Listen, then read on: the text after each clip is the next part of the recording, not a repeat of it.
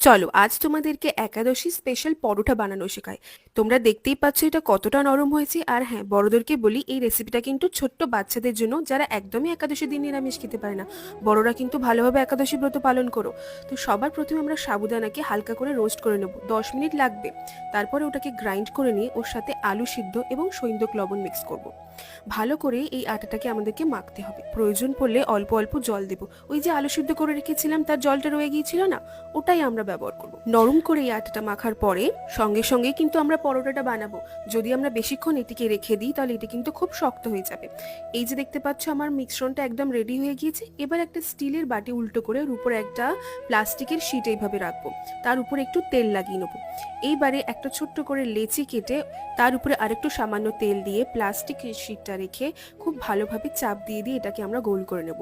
মনে রেখো আমরা যে তেলটা ব্যবহার করেছি এটা কিন্তু সূর্যমুখীর তেল। একাদশীর